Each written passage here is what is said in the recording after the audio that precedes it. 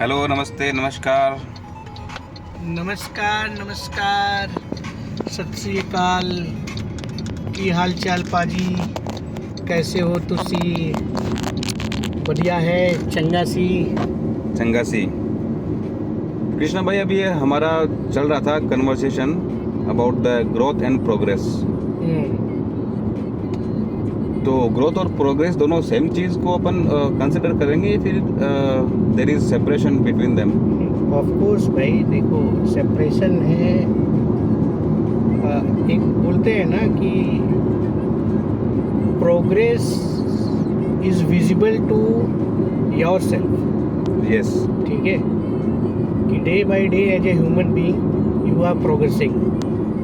It means your thought process, your life style, your conversation style and all other things that is progressing, that is only visible to yourself. Yes, correct. And the second parameter, that growth is visible to others. है ना? तो like अभी MG में चल रहे हो, फिर Rolls Royce में चल रहे हो, तो that is growth, means from the others perspective कि यार बंदा बहुत ज़बरदस्त कर रहा है यार, रोल्स रॉयस से चलता है।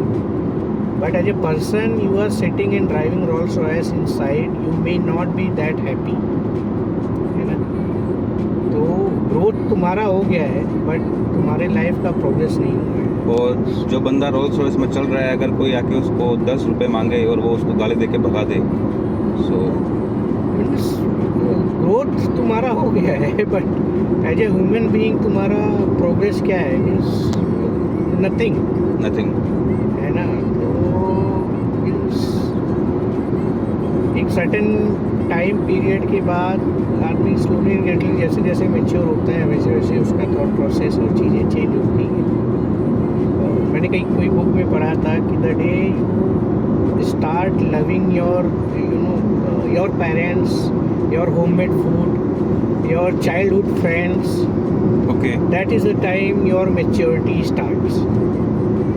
और जब तक तुमको बाहर का खाना और नए दोस्त, फैंसी लाइफस्टाइल, वो सब चीज़ें अच्छी लग रही हैं, that means still you are in delusion time mode, you can say. तो means that is my perspective. I may be incorrect और many people may be disagree with me, but मैं ऐसा सोचता हूँ।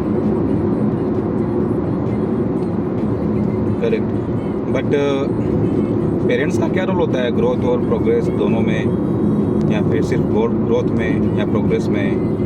क्योंकि मेरा पर्सपेक्टिव तो ये बोलता है कि without parents blessing nobody can get progress and growth and peace. देख भाई, क्या है कि everybody has a different perspective, different thought process and view to look at the things, है ना? तो वही बात हो गई कि either it's half glass empty और हाफ ग्लास फुल।